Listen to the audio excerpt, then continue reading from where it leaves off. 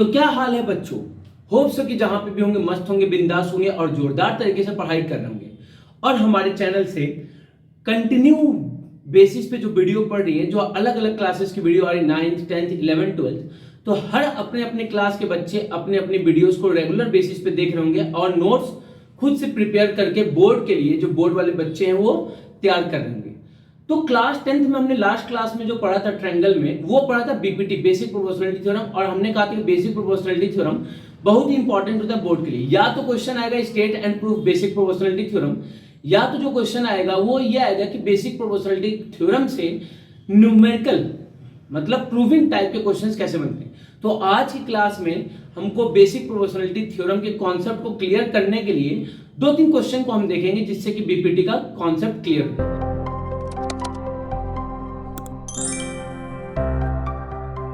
इस क्वेश्चन में क्या है समझिएगा। क्वेश्चन में कह रहा है कि अगर एक लाइन इंटरसेक्ट कर रही है साइड AB और AC ऑफ ट्रायंगल ABC, तो सबसे बड़ा फिगर क्या है? तो आपने कहा सबसे बड़ा फिगर हमारे पास ट्रायंगल ABC है। तो जो सबसे बड़ा फिगर होता है सबसे पहले हम उसको कंस्ट्रक्ट करते हैं। तो सबसे बड़ा फिगर क्या है? ABC। एक ट्रायंगल है तो आपने ABC को बनाया। उसके बाद क्या कह रहे हैं कि एक लाइन है जो कि साइड AB और AC को इंटरसेक्ट कर रही है। लाइन है, याद रखिएगा, लाइन सेगमेंट नहीं है। दैट मींस लाइन क्या होगा? कुछ ऐसा होगा। क्या होगा?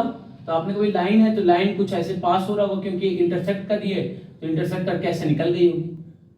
तो लाइन है जो कि इंटरसेक्ट कर रही है किसको? AB को और AC को एट D। तो AB को D पे और AC को E पे रिस्पेक्टिवली। का मतलब ये होता है कि जिस ऑर्डर में यहाँ पे बोला है उस ऑर्डर में ये होगा। तो AB पहले तो AB पे D आएगा और AC बाद में तो AC पे E आएगा respectively. And is parallel to BC, और साथ ही साथ ये जो लाइन है वो BC के पैरेलल है। चलिए देखते हैं। तो आपने कहा सबसे पहला चीज होता है गिवन लिखना। गिवन क्या है? तो गिवन ये है कि BC, गिवन क्या है? तो आपने कहा गिवन ये है कि जो DE है that is parallel to BC, पहला चीज। और उसके बाद तो कोई गिवन है नहीं। उसके बाद आप आएंगे टू प्रूफ पे। प्रूफ क्या करना है? तो आपने कहा प्रूफ करना है AD by AB is equal to AE by AC। AD by AB is equal to AE by AC।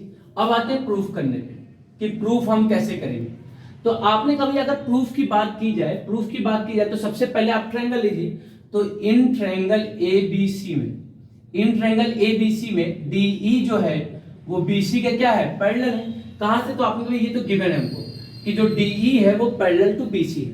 अच्छा, कोई भी लाइन अगर पैरेलल है ट्रायंगल में और बाकी दोनों साइड को इंटरसेक्ट करती, तो अभी हमने पढ़ा है कि ये जो है AD बाई DB जो है that will be equal to AE by AC हो जाएगा। कहां से? तो आपने कहा बेसिक प्रोपोर्शनलिटी थ्योरम से। बेसिक प्रोपोर्शनलिटी थ्योरम यही तो कहता है कि अगर कोई एक लाइन थर्ड साइड के पैरेलल और बाकी दो साइड को इंटरसेक्ट करती है तो दोनों इंटरसेक्टिंग साइड्स को इक्वल रेशियो में डिवाइड करेंगे। दोनों इंटरसेक्टिंग साइड को इक्वल रेशियो में डिवाइड करेंगे। आपने कहा हाँ भैया, हमको प्रूफ क्या करना है? तो AD AE, लेकिन DB और EC नहीं है। तो आपने कहा DB EC यहाँ पे है नहीं, तो एक काम कीजिए, इसको रेसिप्रोकल कर दीजिए। तो रेसिप्रोकल करेंगे तो क्या आएगा? DB upon AD is equal to EC upon AE। आपने कहा कि भैया AB जो है ये तो पूरा बड़ी वाली साइड है और AC जो है ये भी पूरी बड़ी वाली साइड, ये कैसे आएगा? तो आपने कहा भैया AD में अगर हमने DB को ऐड कर दिया, तो आपने कहा DB लिखा हुआ है तो DB में क्या ऐड करना है? तो DB में अगर AD ऐड हो जाए और यहाँ EC लिखा है तो EC में क्या ऐड हो जाए? तो आपने कहा भैया AE ऐड हो जाए। तो इस तरीके के एडिशन के लिए हम हमेशा दोनों साइड 1 को ऐड करते हैं। क्यों ऐड करते हैं? देखिए, तो आपने कभी ये क्या करेंगे? दोनों तरफ हम 1 को ऐड कर देंगे। क्यों ऐड करने? बात को समझिएगा, अभी कॉन्सेप्ट को समझिएगा। आपने कहा यहाँ कुछ नहीं है तो डिनोमिनेटर में 1 हो जाएगा और AD और 1 का एलसीएम क्या आएगा? AD आ जाएगा। आपने कभी AD से AD कैंसिल आउट, तो यहाँ पे हो जाएगा DB प्लस 1 से AD कैंसिल आउट तो AD होगा और AD को 1 से मल्टीप्लाई करेंगे तो AD आ जाएगा। यहाँ पे एलसीएम क्या आएगा? तो आपने कभी AE आ जाएगा। AE से AE कैंसिल आउट तो EC हो जाएगा प्लस 1 से AE कैंसिल आउट तो AE हो जाएगा। आपने कभी AD by DB plus AD, DB plus AD किसके इक्वल हो जाएगा? AB के। और डिनोमिनेटर में क्या लिखा है? AD is equal to EC plus EA, EC plus AE किसके इक्वल हो जाएगा? तो आपने कभी AC के, और डिनोमिनेटर में क्या लिखा है? AE लिखा। आपने कभी जो चीज हमको प्रूफ करना था वो तो मिल गया, बट इसका जो ऑर्डर है वो कुछ उल्टा है, मतलब न्यूमरेटर डिनोमिनेटर में, डिनोमिनेटर न्यूमरेटर में।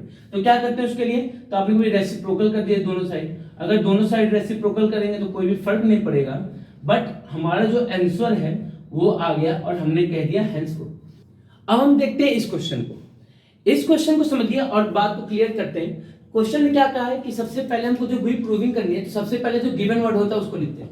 गिवन क्या है कि PS बाई SQ जो है वो PT बाई TR के इक्वल है, पहला चीज। सेकेंड गिवन क्या है, तो आपने कभी angle PST is equal to angle PRQ। Proof क्या करना है, तो आपने प्रूफ ये करना है कि triangle PQR is an isosceles triangle, isosceles triangle.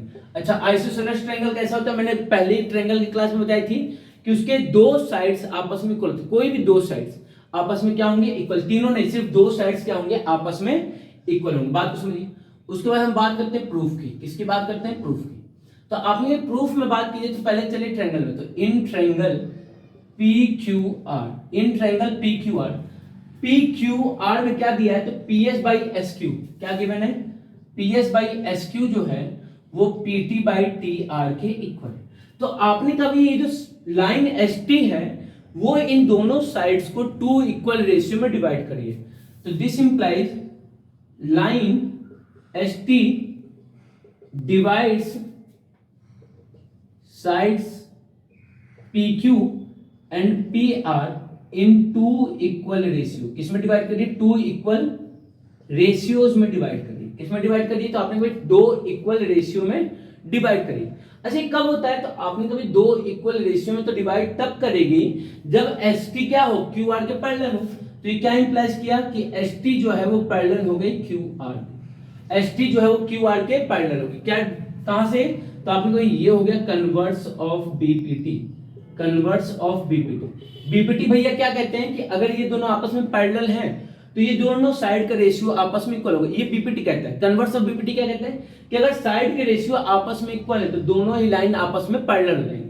तो ये कन्वर्स ऑफ BPT से पता चलेगा। अब आपने कहा कि भैया ये जो एंगल है, ये वाला एंगल और ये एंगल आपस में इक्वल हो जाएगा। क्यों, क्योंकि ST और QR आपस में पैरेलल है और SQ क्या है या PQ क्या है, हमारा ट्रांसवर्सल हो जाएगा।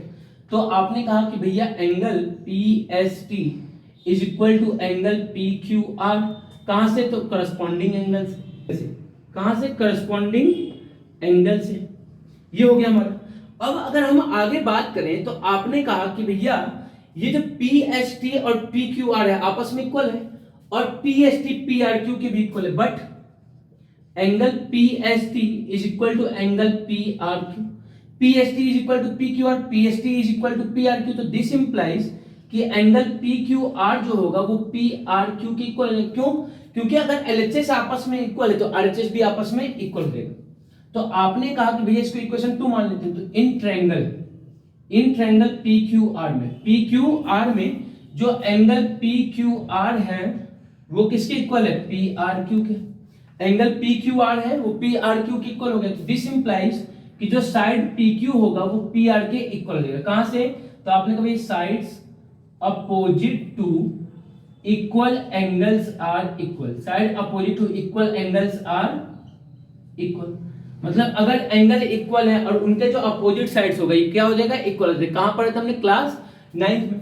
तो इससे क्या पता चला कि triangle PQR is an isosceles triangle, is an isosceles triangle. क्यों आइसोसेलेस ट्रायंगल हो गया, क्यों, क्योंकि अपोजिट साइड्स जो है, या फिर अपोजिट साइड छोड़िए, अपोजिट साइड तो नहीं, दो साइड्स किसी भी ट्रायंगल में क्या है, इक्वल है। तो किसी भी ट्रायंगल में अगर दो साइड्स इक्वल होते हैं तो उसको हम क्या कहते हैं, आइसोसेलेस ट्रेपेजियम कहते हैं, आइसोसेलेस ट्रायंगल कहते हैं। तो बात क्लियर है, कंफर्म है। तो मिलते हैं नेक्स्ट क्लास पे और प्यारे और बेहतरीन क्वेश्चन ऑफ BPT के साथ। तब तक के लिए इन सारी चीजों को रिवाइज कीजिए और सॉलिड तैयार कीजिए। क्लासेस डेली बेसिस पे जा रही हैं तो डेली बेसिस पे देखिए। और ये जो आप लोग ऑन करके 1-2 मिनट के बाद छोड़ दें, ऐसा मत कीजिए भाई, लास्ट तक देखेंगे तब कॉन्सेप्ट बिल्ड होगा। ठीक है, लास्ट तक देखिए, सारी चीजों को रिवाइज कीजिए। बस ये नहीं कि ऑन किया छोड़ दिया, 1 मिनट 2 मिनट देखा, नहीं, लास्ट तक एकदम बने रहिए। लास्ट तक देखेंगे तब जाके सारे कॉन्सेप्ट्स क्लियर होंगे। बात क्लियर है, मिलते हैं नेक्स्ट क्लास में। जय हिंद, जय भारत।